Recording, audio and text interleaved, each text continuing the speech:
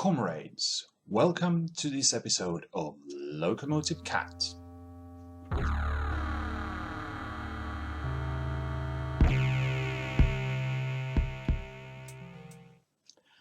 This episode will be the first in our continuing series on designing and building a small landscaped N-scale model train layout. As you already know, I have zero idea what I'm doing, so don't expect a video where everything will be perfect and I will show you the masterful tricks on how to do stuff. I'm just fumbling along. But I'm also inviting you along for the ride. In this episode, I will be mostly talking about planning the layout, where I'm going to put it, what I'm going to use as a base for it, and then we will see what else goes into this one. I don't know yet. I haven't actually written a script. This is a fairly small apartment that we live in, large enough for the people who live here, but certainly not large enough to house some of the really impressive layouts that you see on, well, YouTube videos, for example, where people have a separate room for their layout. This will not be that. It took me a while to actually identify a spot where you can put even a small N-scale layout without, obstructing something in the house, or alternatively putting it in the bedroom, which would have space. But as someone who has suffered from some type of insomnia most of his adult life, I'm not going to put it there, because one of the best advices for insomnia that I received was that your bedroom should be a room for sleeping and other activities that you would maybe do in bed.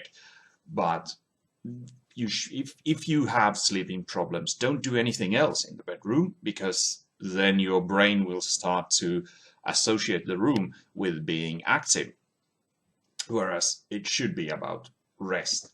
So bedroom is off. And the spot that I finally realized would be not good, but the best option out of the few that are available is this spot over here in the hallway, where there's probably maybe max 1.5 meters in space.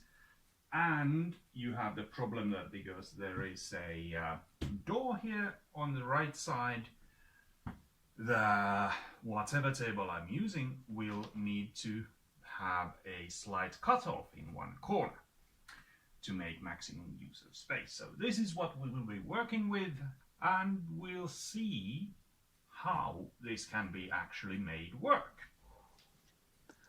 I really had no idea how I would make that work without having to make a table myself, or having to buy a very specifically sized table and then cut pieces off it.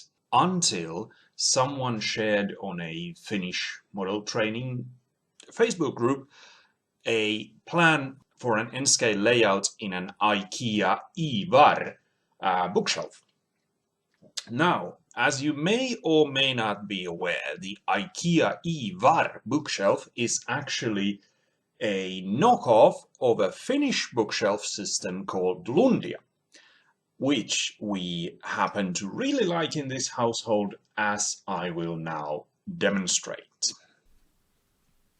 We have Lundia in the living room, more Lundia in the living room, Lundia in the hallway, Lundia in the kids' room, and not Lundia in the bedroom. This is actually a different kind of knockoff from IKEA Ivar shelf, but this one is no longer in production.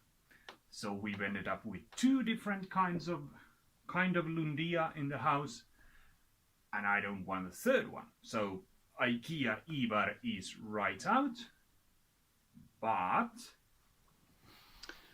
the reason why Lundia is such a good choice for this particular venture is not the fact that it's original, nor is it the fact that it's modular, which, well, I mean, yes, but so is IKEA, Ivar, and that whatever knockoff we also have.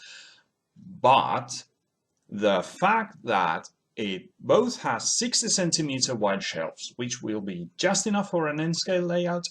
It also has what's meant to be used as a corner piece for connecting two 30 centimeter wide shelves. But what that piece actually is a piece that's 60 centimeters wide in one end, but then it narrows down to 30 centimeters in the other. That makes perfect sense for the bit where we need a narrowing part so that it won't block the door. So, what we will be trying to discover at some point in this episode is how large a layout can you actually put in our planned Lundia shelf. I have a dream layout which looks something like this.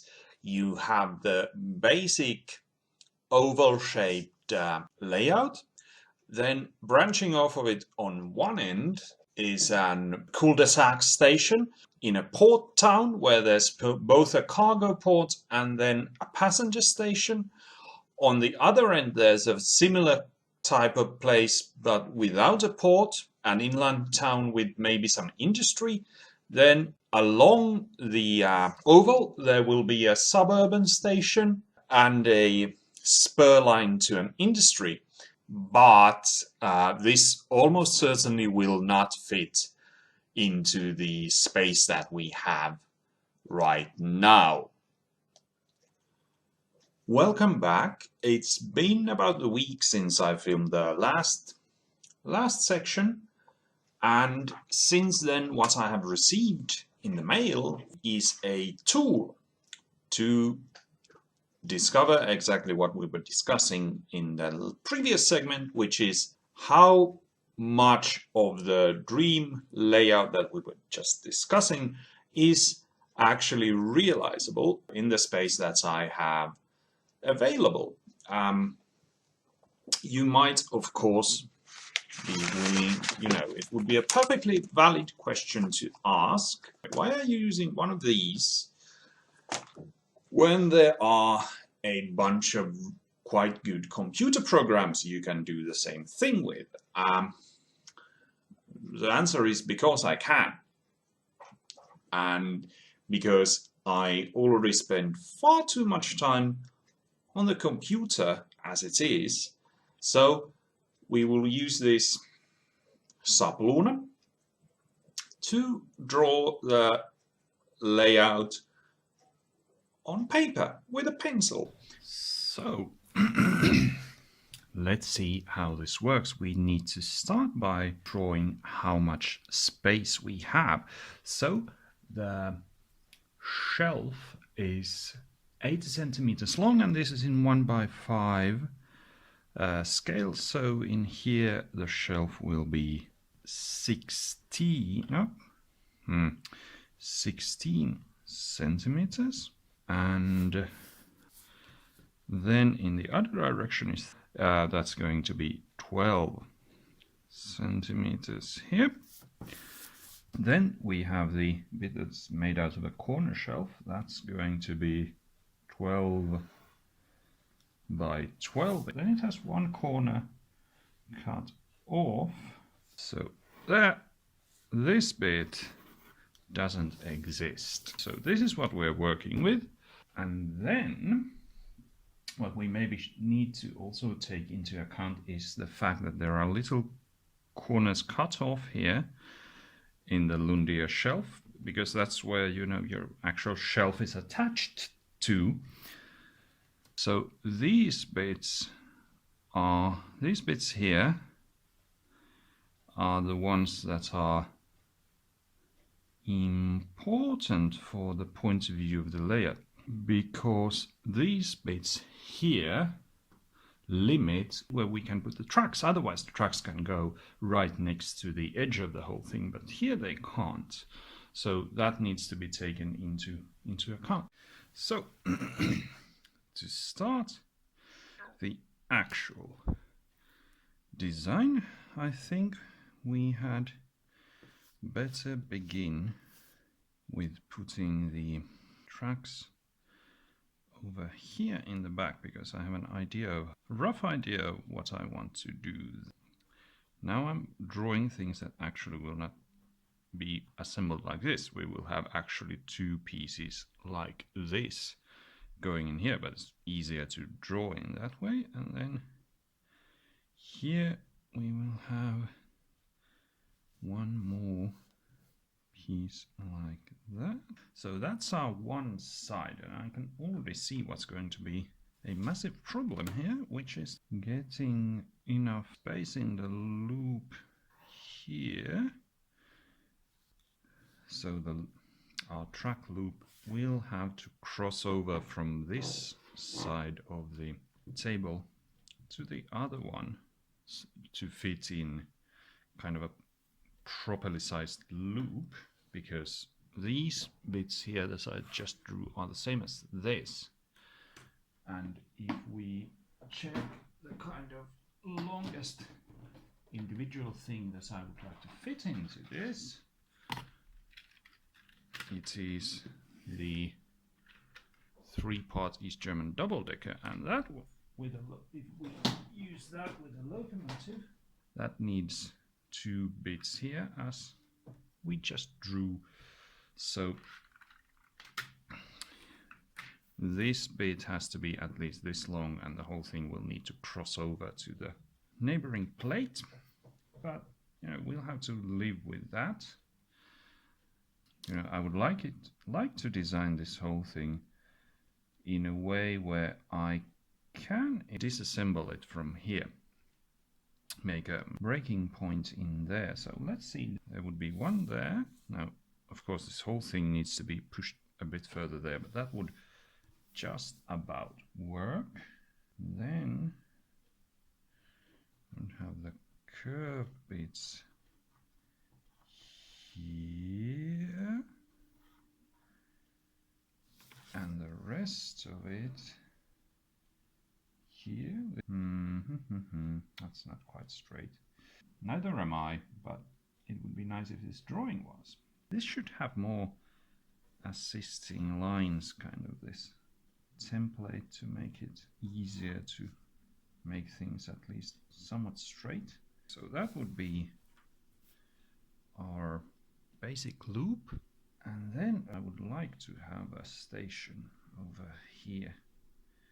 That may not be possible. If we start from the presumption that that is indeed possible in the way that I wanted it to be, then I would like to have for this to be a point, and this to also have a point, and a track branching off it, and another one branching off from here, like so. So on this side will be the branch station, and this side will actually have what I want to have here is a seashore. And then we have to think about how the branch off is going to work. So we want that, but we want it the other way around, so it goes like this. Maybe it should go there. That would give a nice that can be done in multiple ways, so we are going to do it like this. And then you have that part over there. It's drawn there, but it doesn't have a template here for some reason, but we can use this to give us a rough approximation. This bit, if we can make it work, it's going to be an end of the line station. It's going to be imaginarily a fairly important station. I would like it to have 2 tracks going there. One branches off from here, and if I can figure out how to use the points here so that I could, because what I would like to do is for this to have a point so that it continues directly in this direction and this track goes alongside. Then they both turn into here, and you know, here we'll have a passenger station, and if there would be space, then also trucks for freight. But yeah, the points don't work out quite with the right curve radius. It goes in the wrong. This has to be possible some way. I'm going to take a little break and ponder on this. All right, I did some internet digging and figuring out, and I think I have an idea on how to make this work with a point here that continues straight in this direction but goes in the other direction here, I think.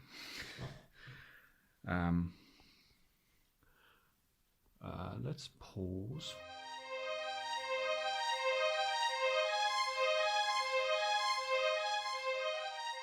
So I accidentally didn't record anything of what I was just doing, because I can't apparently use my phone that I have had for 4 years. But this part is now changed. We have a point that has a track continuing straight, unlike the person who is going to use this layout.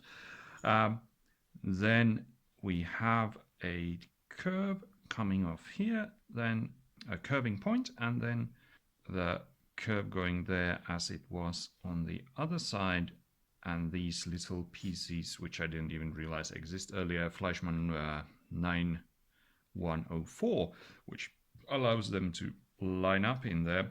I hope I've got this approximately correctly. Of course, one of the problems of using this thing is that the only way I can check if this really works is by building it. It may be that I will need to add something in the other end, and you know, the worst possible scenario is of course that these legs will be in the way. You know, we'll see how it works for real. That's what this video series is all about. It's, you know, finding out if this can even be built like I'm envisioning it. Now, but this means that for this part we will put in another straight piece there, and then we'll have things turning over there into a 45 degree angle, thus and thus, and continuing as straight track from there. This will be slightly shorter than I would want. I'm not sure how to make it. Well, I guess you could if you put in some, just a little extra turn over there, then it could go in that bit. Give us a bit more space. Of course, if we do it like this, then we'll actually have nice space for a station building here.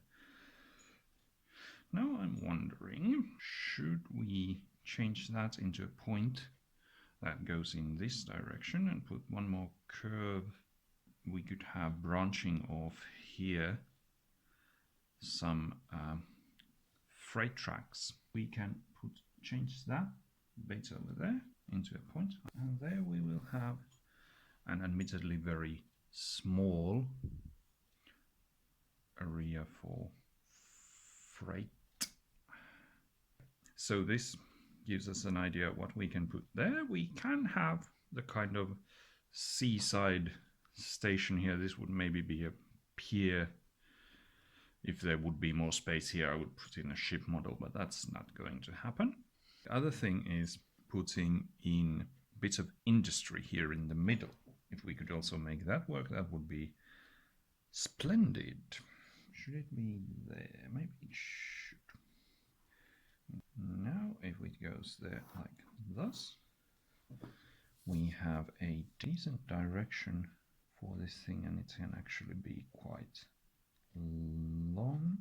And that should have a point there, I think, to make it possible to do more switching work. And then there would be straight. What I would also like to have is point in the other end, so that the locomotive could go around. You have the switcher locomotive. It starts from here in a freight yard, goes around with its little carriages. It passes the village station. It goes around. It comes in here. It leaves the carriages here. It goes beyond the point, and then it goes around from here, leaving the carriages there. So, yeah, let's see if we can make this work. And let's see, also one needs to make sure that we have actually enough space for. I was also thinking we would have some changes of level here. This part here in the background would be slightly higher because it's more inland, but that's probably not enough for the locomotive to, or the track to go, this track to go under there. Of course, one option is also the fact that it's also making it so that the locomotive will go around in this bit. It will start from here, the locomotive holds the carriages, it goes here, it leaves the carriages there, it goes back around, it pushes them over there, and then it rearranges as is needed. That may be a better idea.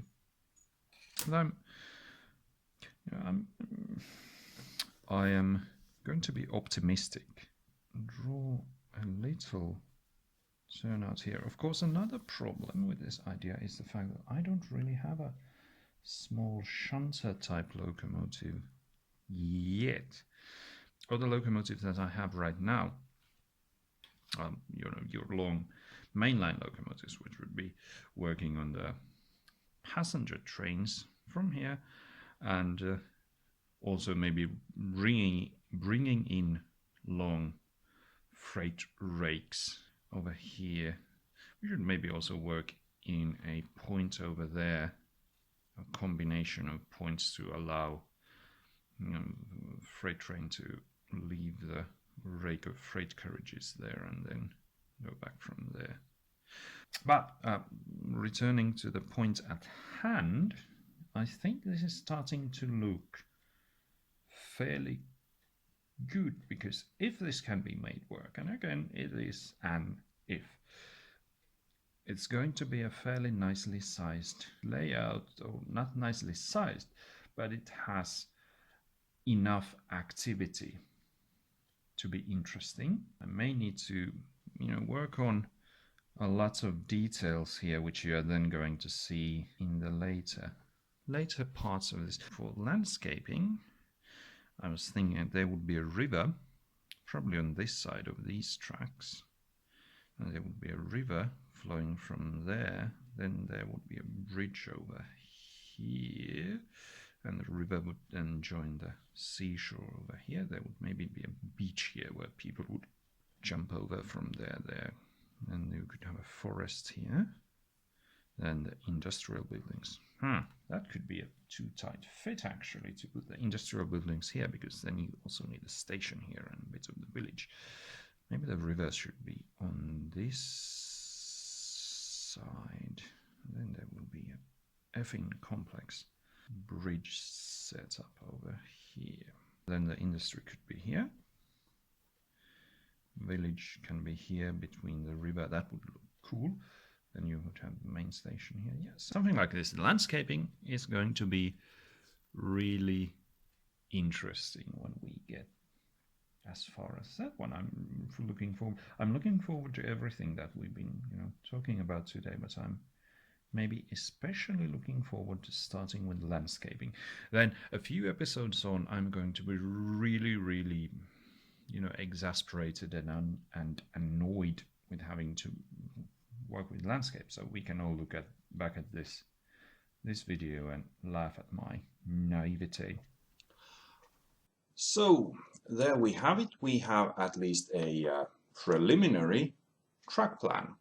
It's probably not going to be exactly like this when it's built. There are some parts where I'm, slightly skeptical about whether or not it can be built like this, especially this bit here with the track going straight from there but then curving from there. It looks like it might not be possible to squeeze it in just like that, but the next step will be to actually acquire the track bits and check if this can be built like this or if it has to be changed, because one thing that this does show us is that you can do an oval with the station branching off here and then the industry bits in the middle. So it's going to be a fairly, hopefully at least, it's going to be a fairly rewarding layout, despite the fact that it's quite small. If you have spotted, very clear mistakes in this one, please let me know. I would hugely appreciate it if you told me about them now and I didn't have to discover them sometime later when I'm much more advanced about this. For other advice, if you have any to lend me, as we just discussed, I would like to do the tracks so that some of them are slightly elevated, or actually all of them are slightly elevated, so that no tracks will be laid directly on the table, but rather, get a little bit of elevation, because I want the seashore elements in there, and those will look a lot nicer if there is a slight elevation on the track compared to the water level. So what would be the thing to actually build those out of? A lot of channels on YouTube are recommending plywood from what I have seen, and that's probably would be the ideal solution if I had the tools to work with it or the space, but I don't. So if you have an idea what to use as kind of the base plate for the tracks that isn't plywood, something that I could work on with basic household tools, a carpet knife or something like that. So that would be ideal. Also, if you have any advice on how to make the whole thing a bit more cat-proof, because a lot of landscaping techniques that seem to be in favor right now are the kind where you actually have a piece of, slightly reinforced fabric or something like that, and then underneath that the landscape is hollow, which is perfectly fine, but then when you have a 4-kilo cat pouncing on it, it's going to break. So, what are the options to have a slightly sturdier landscaping? Should I just go with styrofoam, which is probably fairly practical, or, well, again, if you have suggestions, I am absolutely open for them. So that was everything for this video. In the next part of the series, we will be getting the shelves, and obviously I will need to get more tracks. I have some, but certainly not enough for the layout that we just planned. So more tracks, the shelves, and then in the next episode we will assemble those and see whether or not this can actually work the way I would like. So until then, please give this video a thumbs up if you enjoyed it, and I will see you in the next video. Goodbye.